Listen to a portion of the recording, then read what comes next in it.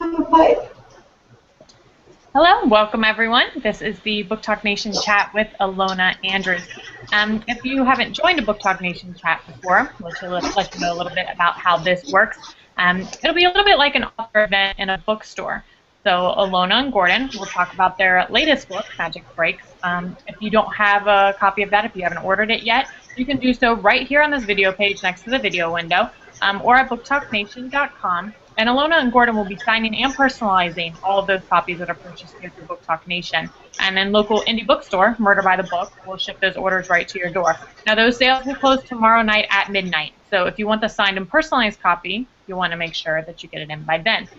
We are joined tonight by Faith Hunter. She'll be our interviewer. Before I turn it over to her, I'd like to let you all know about the chat function, which I know a lot of you have already found. It's right beneath this video window here. You can go ahead and chat with each other and chat with Ilona and Gordon in that box. And in about 20 minutes, we'll start pulling some of your questions, and they will answer them live. We'll pull some of those questions here in the live chat. We'll also pull some that you submitted ahead of time when you RSVP'd for the event.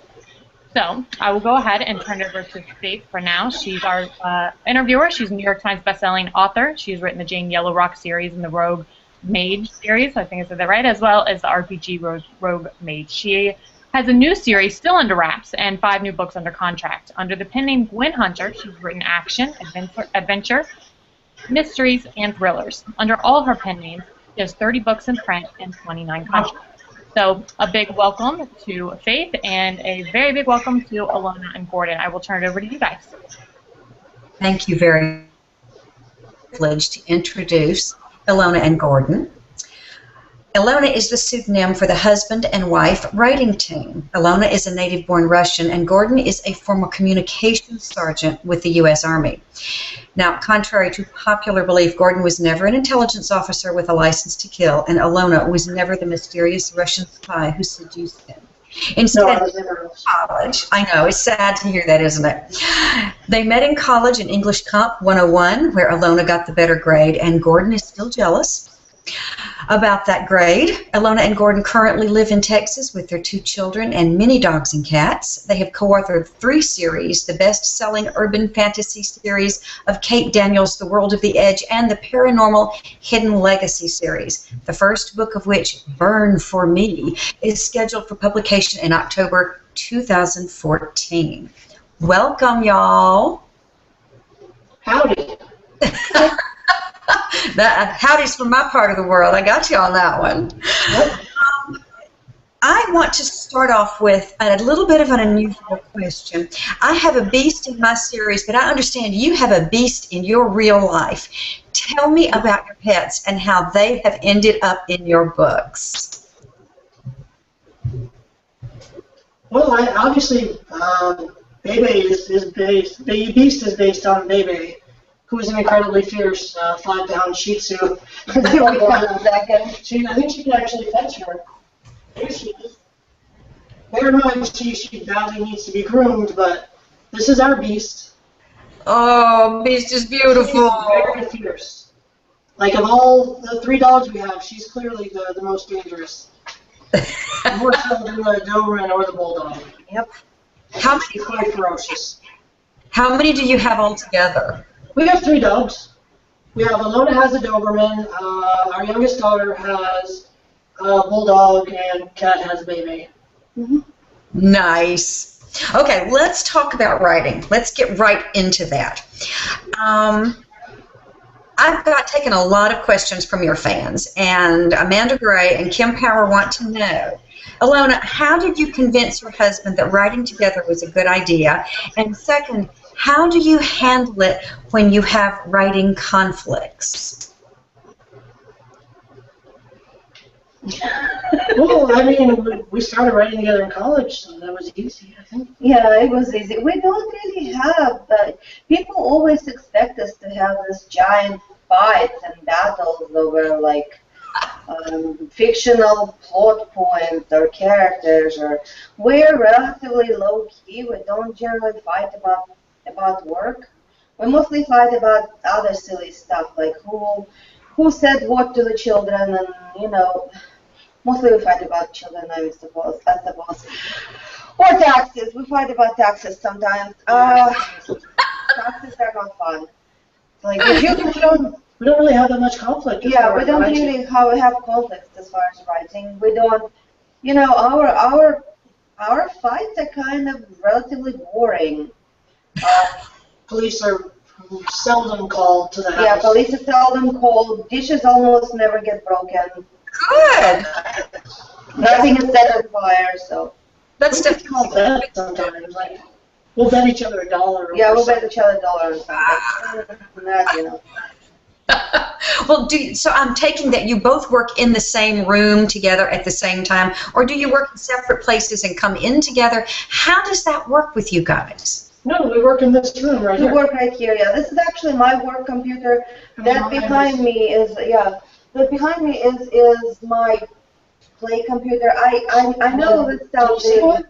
Yeah, we'll turn it a little bit. If you, behind Gordon there, That's mine. that's his. So we actually do sit in the same room. Yeah, about 2 or 3 feet from each Yeah, other. 2 or 3 feet from each other. It just, I found that because we were working all the time in the same room, that I had to have a separation. So I had like a kind of low power but still awesome computer for my work. And then at the end of the workday, I turn it off, I get up, and that's just a place where I kill orcs and undead. So otherwise, I felt that I always was working, you know, like I was never off, sort of. Right. And it can be for a while, but. Well, do you think that is what helps you to deal with the stresses of multiple deadlines and multiple editors and multiple pub houses and the stuff that you do online on your website?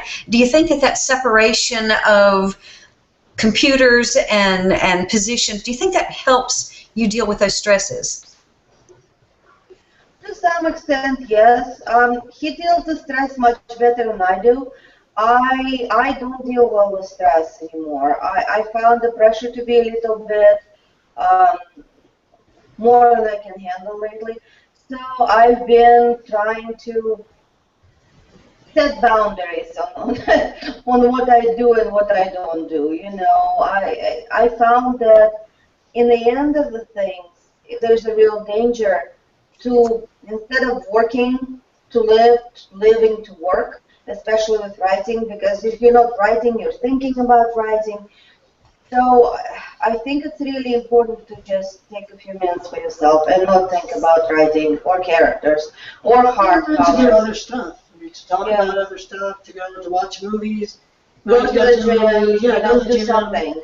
Have time that's not for writing, like just regular person time, I think. We try to go on dates, you know. We'll usually, right now it's kind of dicey because there's so much going on, but usually we try to go at least once a week or every other week. And it's just me and him, and we go see a movie or have dinner or go to half-price books and just have, you know. I like this weekend we just went to meet friends. Yeah, we actually met Grace Draven in this little historic town called Green, and it was she's very nice people. Yeah. She and her husband Patrick, we had dinner. It was just nice, you know. I think you have to have that, otherwise you really, really burn out. I can totally agree with that. So, speaking of burnout, let me transition over to you guys are going into hardcover.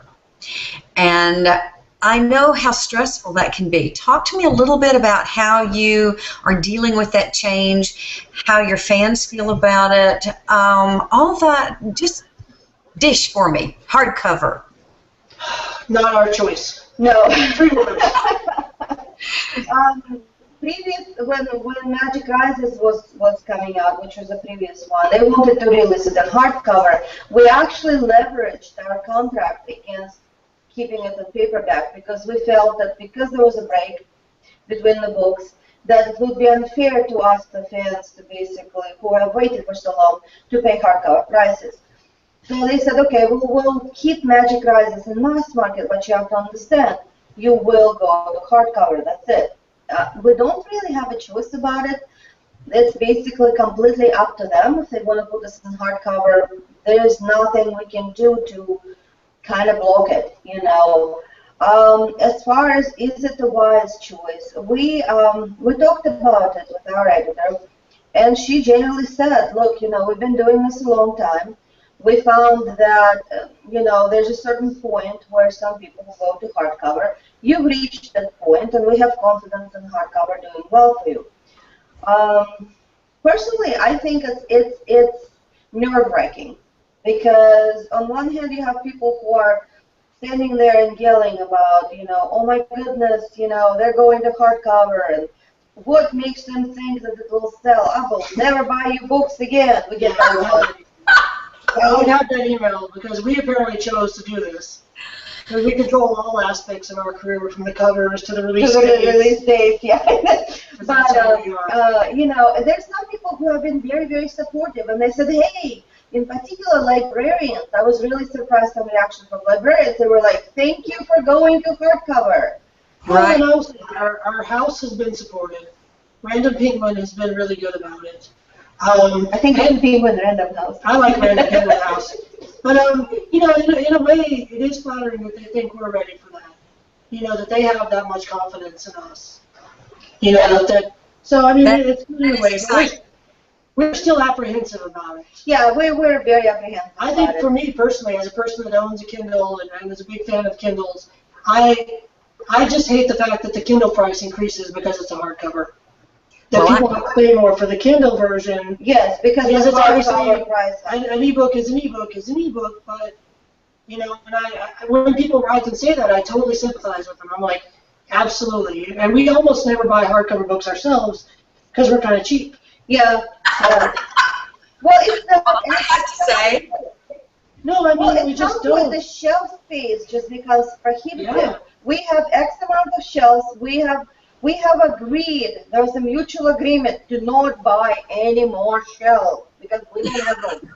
We always have one less than we need. So if a book comes in, some book has to come out, and we don't want any of our books. And, so it's kind of a catch-22. So yes, we very rarely actually do buy hardcovers. We mostly buy ebooks just because of the space, and because we're spoiled. We like to have if we buy an ebook, because we're like, there was a weird thing where a bunch of us are on the account. Both of our daughters can have it, so they have access to it. Oh. My grandmother, for some reason, like somebody bought, like what was it? The Water for Elephants book. No, it wasn't the Water for Elephants. It was one thing. It was like. It was one of those old-timey romances. It was like the Savage Heart or some craziness. So he sits there and he's like, okay, I just got receipt for Savage Heart. It's either my wife, either my teenage daughters, or my grandmother. They're like, which one of you bought this? It was my grandmother. You're not a big Mima, but she's an avid reader. Yeah, she's an avid reader. She's actually the only person in the family who reads that book. Yeah. Wow. Which is yeah. Well, since it wasn't your idea to go into hardback, how do you handle when an indie store or a chain or an online store puts one of your novels or all of them on sale? Talk to me about how you deal with that. That's great. Yeah, it's that's great. I mean, when people have more access to it, or that's fantastic. Yeah. The only time we run into trouble is sometimes Amazon will do funky things. Like, Ben actually has done this before too. But what they will do is when the book starts selling well, they'll put it on sale. So, people end up coming back and saying, hi, you released this novella in this anthology. When I bought it, it was $10, and now I look at it 3 days later, and it's $5.99, and I feel cheated. Why didn't you tell us that there was a sale? What people don't realize is we don't know when sales happen. They don't consult us. They don't ask us how we feel about it. How do you feel about it? They're like, okay, there'll be, sometimes we get advance warning, but a lot of times the advance warning comes with a gag order. Like, for example, we knew that very recently we had a very big sale on all of our books in ebook. Oh, I got chewed out by a fan for that. Did you know that? Because you didn't announce it in time. No, well, that's the thing. We actually are under gag order. So what they tell us is like, there will be a sale on such and such a date. You are not permitted to say anything about the sale until it starts. So our hands are kind of tied. Usually when the sale happens, we're kind of the last to know.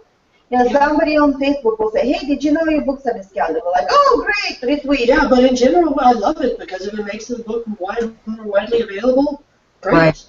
Yeah, we're of the opinion that if you read one of our books and like it, you'll probably buy the rest. So if they want to discount the books, great. It's fantastic. Yeah, I mean, I thought the most brilliant book ever was a book that was like, steal this book. Yeah, steal this book. Steal this book. That was awesome. Yeah, that was a brilliant book.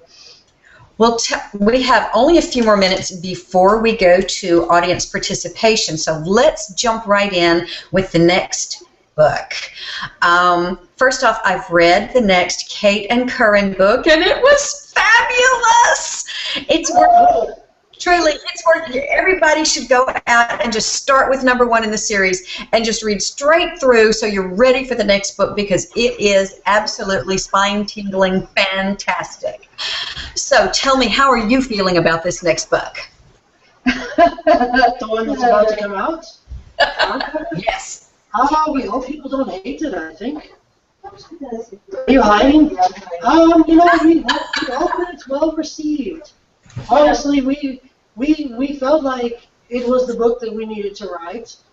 It was the best way we could end the series, and some people will like it and some people won't. I hope that people like it, and I hope people don't feel cheated.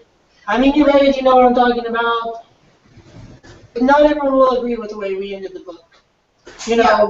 With Curran leaving Kate, and Kate and Raphael being together, but that's the choice that we made.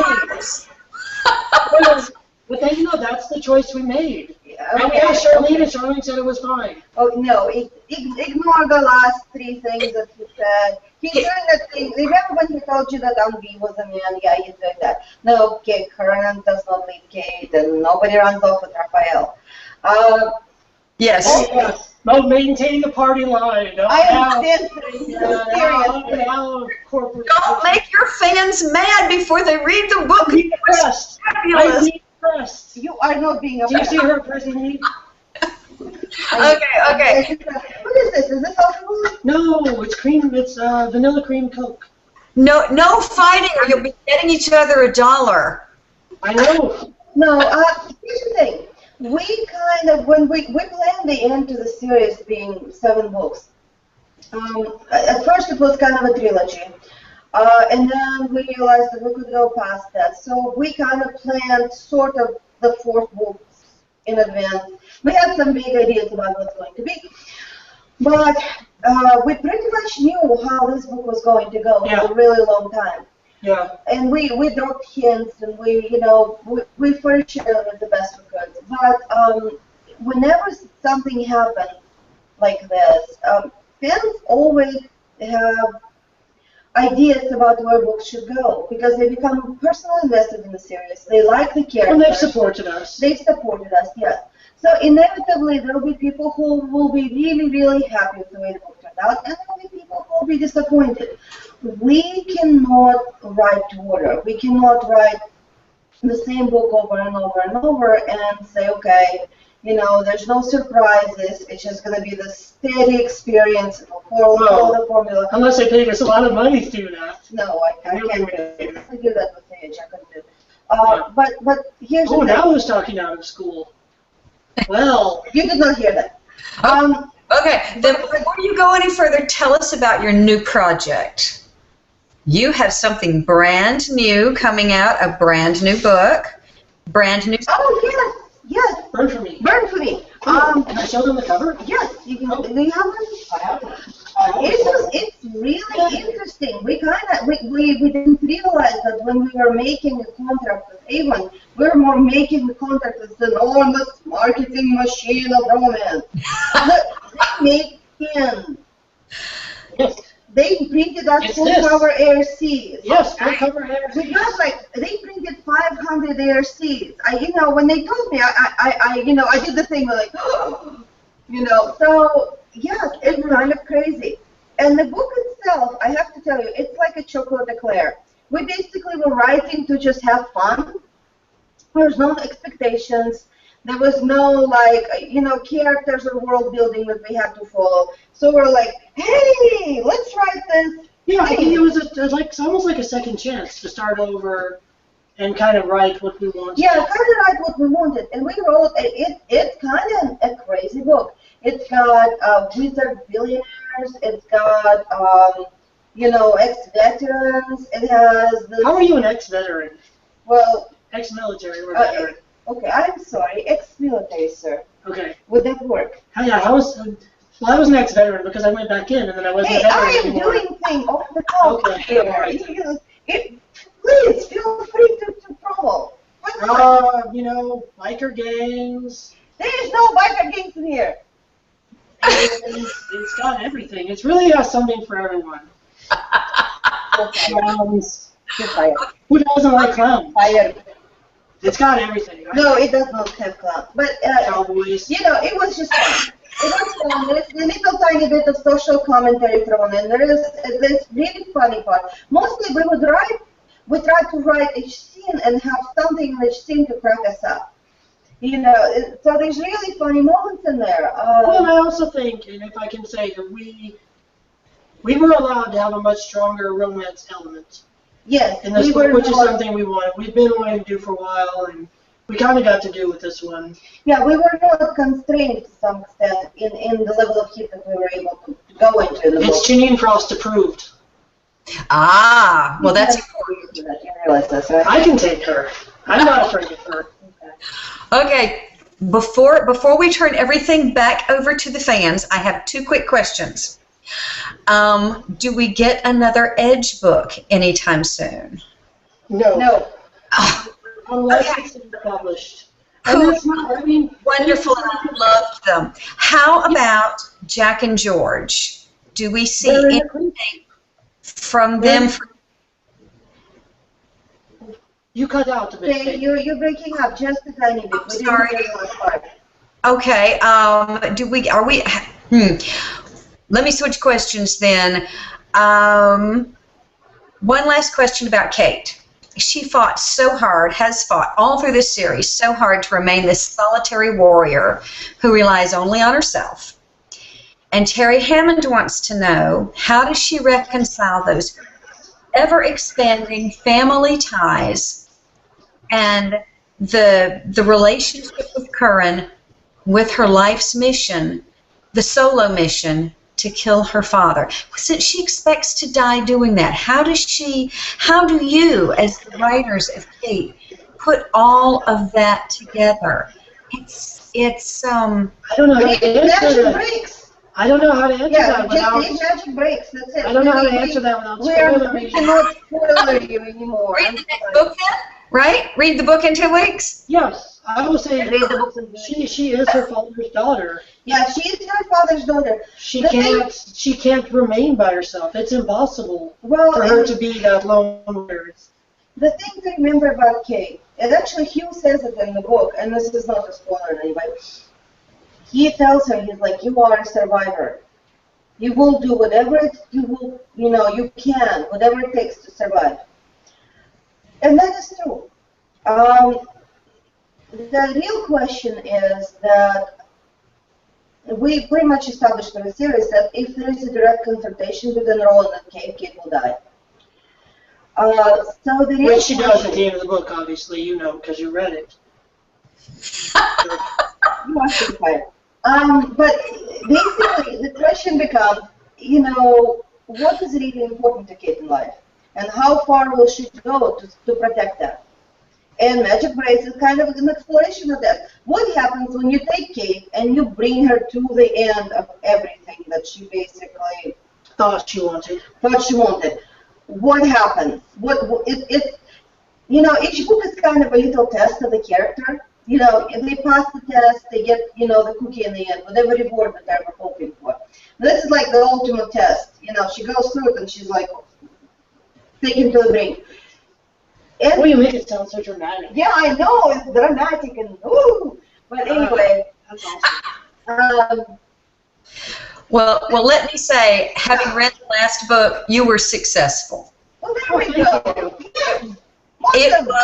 So good. It was so good. It just knocked my socks off, and I let my assistant read it once I finished off of my Kindle. I loaned her my precious Kindle, and she came back, brought the book back, and brought the Kindle back, and said, "It was wonderful." So I think you were. Well, we're so glad she enjoyed it and that you enjoyed it. Thank you so much for letting us know that warms our evil hearts. Okay, I don't know how much time we have left. If I could get a nudge from our hostess, our woman in charge of the screen there. Hello. Yes, it is about time probably to jump in and take some of the audience questions so we can get some of those in before we run out of Well, time. I'm sorry, you know. So, if you guys are ready, I'll go ahead and start pulling the ones that were submitted ahead of time for you. One of the most popular questions that came up several times, of course, is about Kate and Curran. Are they going to have any babies? From Katie in Columbia, South Carolina, she says, even if it's after the series ends, do you envision Kate and Curran having kids? Could he or she be a very magical lion, or would they inherit one or the other's magic? I vote for a very magical lion. Yes, I think they would have. I think they would have children. As to Yeah. what the children will be, that We have no idea. Yeah, we will burn that bridge when we come to it. Yeah. You know, but yes, there will be children, and there will not be offspring. You will get some kind of babies by the end of the series, which is in another 3 books, I think. Yes. Yes. Yes. Yes. Yes. Yes, there will be children. I think there should. I think Curran wants children. Well, Kate wants children too. I think Kate would be a really good mother. You know? I don't know, it would be interesting. It would be interesting to figure out what their kids would be like. I'm sure it would be a trial. You know, somebody with Curran-like strength and temperament throwing a tantrum, that would be interesting. Yeah. Yes, and continue with the Kate and Curran questions. Related to that, it said, this is from Lori D. She says, Kate has an engagement ring. She's mated to Curran. Have you ever envisioned her wedding? Will she wear a white dress with the veil and everything? There's parts of discussion of the wedding and magic breaks, which occur with hilarious results. If we do a wedding, I think it would be a relatively small private ceremony, or at least it would be envisioned as a small private ceremony, and then there's no telling what will occur once the ceremony is done. I think it will be a big thing. I think it will be. It would probably be kind of like. I don't think she would wear a dress. I think she would wear armor. Armor? I kind of envision Kate wearing armor. Yeah. You have interesting ideas. When did you ever know her wear a dress? Except for like 2 formal occasions when she goes to the restaurant. Okay. In the first book. First book, yes. And then she went to the restaurant again. Yes, but I don't think And then she wore a dress of magic rises before she chopped that thing's head off. Okay, and who picked the dresses for her normally? Someone else. Well, someone else, but okay. Well, no one else picks your wedding dress. All right. Here's how it works. We're doing something. We can do this later.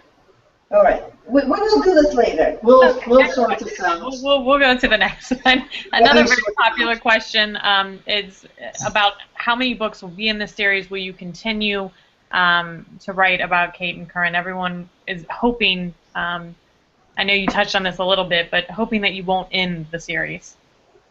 Well, I mean, eventually it will have to end. It has to end. I mean, there's just... I think if the series continued, it would be other characters. It wouldn't. Kate and Curran would kind of fade into the background and take a back seat, where they're visible, but they're not the main protagonists of the book. It would have to continue. Maybe an older Derek, an older Julie, an older Ascanio. Kind of the older generation taking a back seat, and the younger people kind of taking the lead, as tends to happen in real life. Yes. It's just, at some point they deserve a happily ever after, and we need to basically provide that to them. I think they suffered enough. They worked for it. They fought for it. They should have a happily ever after. So yeah, if the series continues, it will probably be familiar characters, but not Yes, necessarily. we have 3 more Kate and Karen books after this one. So to ease them into that kind of. Yeah, to ease them into some kind, and you know, obviously things have to happen, and resolution has to be achieved. But I'm not going to go into that because I'll spoil everybody. I mean, it'd be fun to write more books in that world, but not for it to have to be Kate and Karen every time. Yes. Like I thought I enjoyed the Andre book because there's so much pressure sort of in continuously producing engaging awesome adventures, because the longer it goes, the more attached people become to the characters, and eventually you reach the point where nothing you do is good enough because the expectations are just as high. There's a reason why Harry Potter ended at 7 books. You know, she felt that it was the end of that particular story arc. We will also reach the end of the story arc and then we'll stop. yeah. Yeah. And if we want to write something with someone else. Yeah, we'll write something with someone else. When Nick is an interesting character. Dissandra is an interesting character. Raman is Yeah, same thing with everybody's Roman. favorite. Well, even Rice Burroughs wrote the story that centered on Tarzan's son. Yes, Which was actually one of my favorites of that series. So. I just don't think that creatively we could continue the story arc once we decided that the adventure was sort of over and we were done with it. We've tried it before, we can't do it. It's not worth it. You get one life and you write what you want. That's it. Well, then all the fans who submitted the question about will Derek get his own story and a spin-off story, it looks like your question was answered there. That is a possibility. Derek may get. Yes, it's definitely a possibility. I like Derek. Derek's an interesting character. Derek's an interesting character. He would probably have to take the lead on that one because Yeah. Derek is kind of introspective. Stuff goes on in his head that doesn't always make it on the page. Introspective characters are kind of more difficult to write than the characters that are kind of like Kate, who just like, okay, I didn't like how this went, I'm going to punch this person in the face. Where Derek would basically probably have a long, very rich inner life, sort of, to some extent, and you think a lot about things. So it would be different tone of the book than the Kate series. Yeah. So I'll try to do a couple more of the pre-submitted questions, and then we'll jump to the chat box for everyone chatting away. Cool. Chat box. So let's see. This is from Tasha in Boston. She says, when you aren't working, what's your favorite thing to do other than reading? We watch TV. We play games. Unhealthy addiction to good wife. Yeah, we go outside. We swim. We hang outside. We cook. We barbecue. We grill. Yep. I like to grill and drink beer and swim in the pool, and Yeah. we spend time with our kids. We like to go out with them. Yeah, it's one of those things where we obviously do things on the computer like play games and all that stuff, but it helps to unplug. It really helps to unplug. And sometimes we'll go out and we'll just sit in the backyard and drink a coffee. Yeah, once a month at least. There's a friend of ours who lives here close to us, and we like to go to her house and have play board games. Play board games. Yeah, we play board games. It's really fun. So it's really nice. So just friends. Oh, sorry, pre-submitted question. So those of you that are chatting right now, go ahead and enter your questions in the chat for Ilona and Gordon. We're going to grab a couple of those in just a minute or so.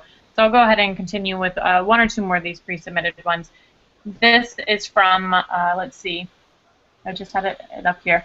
This is from Lauren. She said, if you could live in any book universe, which would you pick and why? A book universe. Go ahead. Star Wars! Does that count as a book Yes, universe? I say this. It counts. That's it. I will live in Star Wars, and I will be Sith, and I will have lightning, and I will have a lightsaber, and I will be feared across the galaxy, damn it.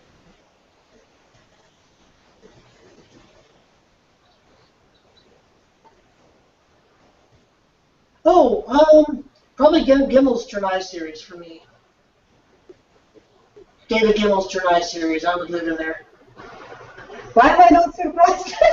Don't die in these sieges. I know. The problem is I would be older, and I would die horribly against terrific odds. Terrific odds, and the unsung hero of the Great War. Because quite heroic and tragic. Yes, it's very tragic, yes. Yep.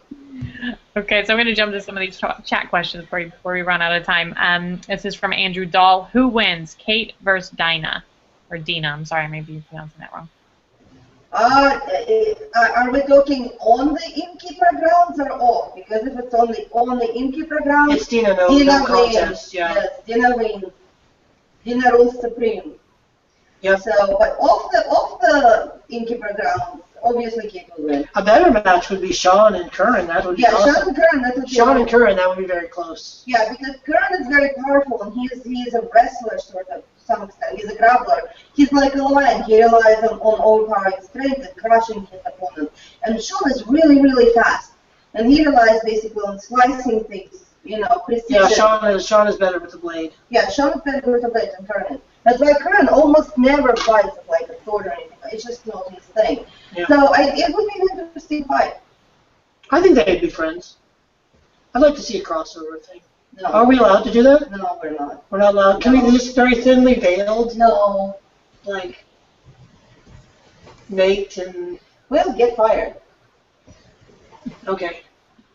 And if you could be something other than writers, what would you want to be? And that's from Katina. Independently wealthy. No, we're kind of terrible at everything else. If we weren't writers, I think I don't know. I'd probably still be in the military. Yeah, you'd still be in the military. Because I'm good at that. That's about the only thing I'm actually good at. I guess I would eventually have gotten a law degree.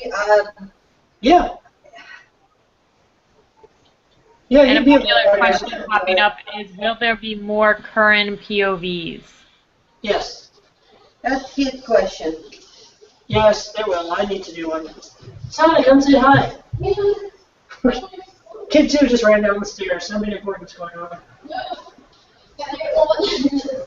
Greg's phone rang and it started from the bottom right in here and I didn't Rick's chills. Oh, that's fine. Okay, sorry. Come say hi.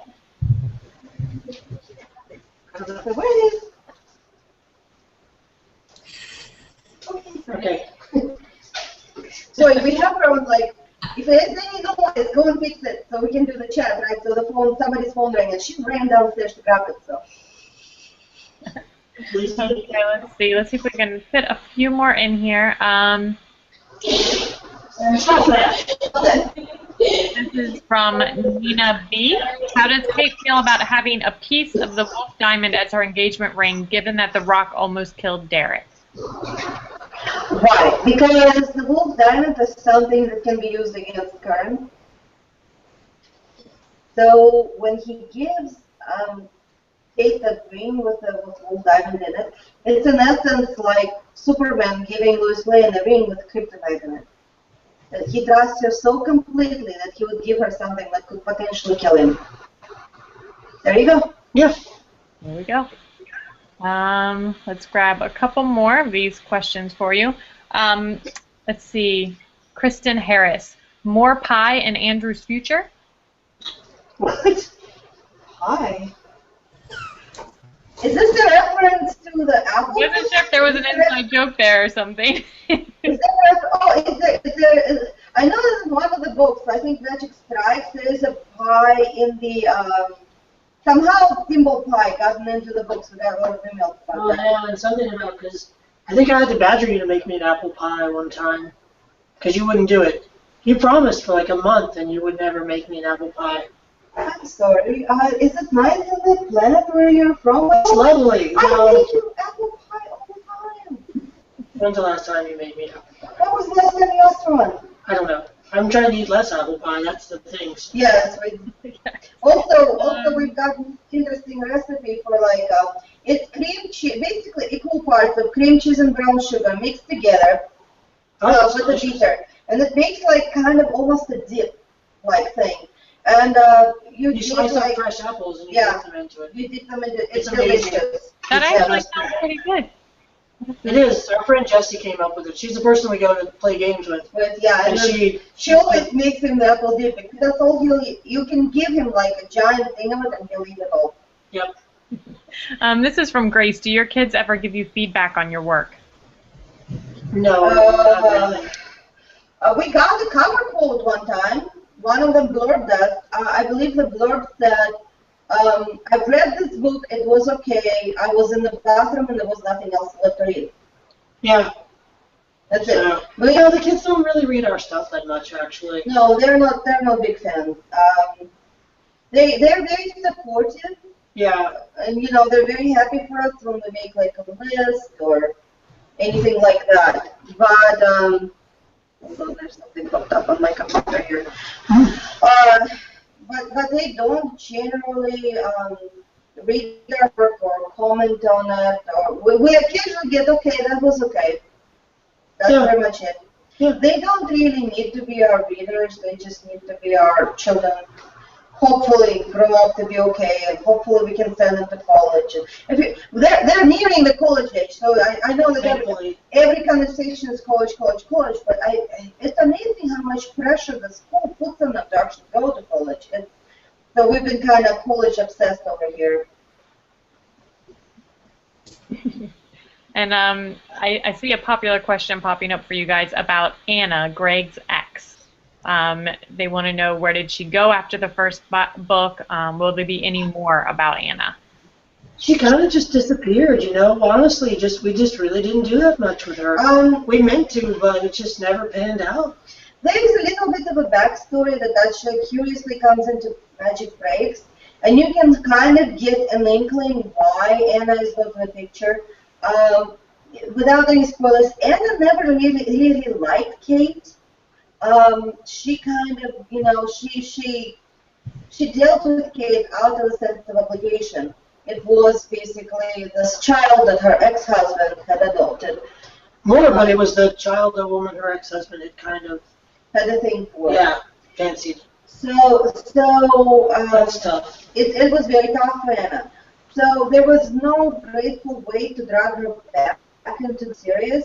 She may come back in those 3 books as a side character, but there just wasn't a place for her. There just wasn't a place for her. You kind of have our cast of characters so large. We have to make a choice for each book, and I know it's really tough for people because sometimes people like Derek fans or Simon fans, or you know. They have a particular character, and like they want that character to be in all of the books, and they want him to have a large part or her to have a large part. But it just doesn't work that way. For each book, there's a set of characters. If we try to include everybody, it would just be a mess. And we'd just be writing to put them into it. It wouldn't be. We kind of how they fit into the story. We don't do the story to fit them. Yeah, just how they fit into the story. Yeah, it's when we plot it, kind of okay. Here's the problem. Here's the eventual resolution of the problem. These are the characters, the tools that we have to achieve this resolution. How do we who can we use? You know, who has the talents that we could use to basically make the story go forward. So it's not really, when we try to like artificially insert characters into the narrative, they just kind of, we end up cutting it. Yeah, a lot of it ends up getting cut because it doesn't add anything to it, I guess. Yeah, so. and if the story can survive without it, it shouldn't be in the book. Because we have a limited space, and, you know, we have to make the best use of it. Yeah. Right. And speaking of characters, this is from JB in Salt Lake City. Your villains tend to have a lot of depth, and in some cases, likability. Do you have more fun writing villains or heroes? I think villains. It's more interesting when a villain isn't like so one-dimensional. I mean, look, okay, for an example, this is going to sound crazy, but that terrible Robin Hood Prince of Thieves movie. Yes. Who was a better character in that movie? Kevin Costner or Alan Rickman? Who do you remember more? Alan Rickman, because he wasn't just just the bad guy. He was actually an interesting character. I liked him in that movie. You know, when you're writing a long series, it's fairly clear that, unfortunately, that your main character probably is not going to die, unless you're going to kill him and he comes back as a ghost. Ooh. I got that like Jim Butcher. Yeah. I see what you did there. I like that. But, generally, you don't get to kill your character. So instead, you're never going to be afraid that Kate won't make it through the series, because we know that she's a main character, she kind of has to. So instead, you have to make sure that her life is as difficult as we could possibly make it, which means that the villains that we have to be equally nasty, equally resourceful, equally smart, to be able to actually throw obstacles in her path. You was fun because a villain can do anything. Like, it's very circumspect for a hero what they can do and what they can't do, but a villain can do like all kinds of fun and terrible things. There's this ridiculous parody of Dune, right? Oh, where yes. it's the Baron Harkonnen who has terrible in the Dune itself. Baron Harkonnen is this terrible child molesting, diseased creature. Harkonnen. Yeah, I'm sorry, Baron Harkonnen. In the parody, he's actually choking kittens. Crying, isn't he? Like a single tear. Yeah, single tear rolls down his cheek and he's choking kittens. Which is basically making fun of the terribly exaggerated. Yeah, because that's the case. As good a book as Dune is, Bear is just bad. There's nothing else. Yeah, there's no redeeming qualities in the he's physically repulsive. He's morally repulsive. Yeah, he has no honor. He has no integrity. He has no conviction. So it's very, you kind of hate him, but it's not the same like when you get a character that is so kind of diabolical, so evil, and you're just sitting there and you're like, please nuke this guy. Can this guy die? I'm just going to sit here and wait for this guy to die. Not somebody kill this guy. Yeah, cannot somebody kill this guy? Can that rock fall from space? Please, somebody. I just want to see this death. It will be cathartic. Yeah. So, when we do our villains, we hope that we can achieve that basically frustration. Like, oh my god, I can't wait for this guy to just, Kate needs to kill him, or Curran needs to kill him, or a giant rock needs to fall from space. Something needs to happen to this dude. Yeah. That was a really long answer. Yeah, a relatively short question. I like villains, Villains are interesting. Well, that will bring us to the end of our chat tonight. Before I let everyone go, I want to remind you about the books. So Magic Brights is available right here on this page next to the video window or at booktalknation.com. And Ilona and Gordon will be signing and personalizing those copies that are ordered through Booktalk Nation. Now, those orders need to be placed by tomorrow night at midnight. No, this is the book. Stop it. That's it. Stop it. By tomorrow night at midnight if you want the signed and personalized copy. And then their local indie store, Murder by the Book, will ship those orders right to your door. So thank you, everyone. It's an awesome store. We've been there several times. Yes, they're very nice. Murder by the Book is really good. So yes, they are an awesome those guys. Please support them. They're a really good bookstore. Yep. Yes, they are, and they will be filling all the orders nationwide. Unfortunately, we cannot fulfill orders internationally, but all nationwide orders will be fulfilled by Murder by the Book. And those orders, again, by midnight tomorrow night right here on this page. So thank you for everyone who submitted your questions, who joined us tonight. A huge thank you to Faith, who's a great interview this evening. Faith, you were so awesome. We totally owe you drinkies. Thank you. It was so great to be here. Are we going to see you in San Antonio? Are you going to RWA? I'm not going to be in San Antonio, no. Okay, what about Dallas RT 2014 next year? Okay, that works. Oh, we're going to have to put you on a calendar. You're going to RT, are you? I'm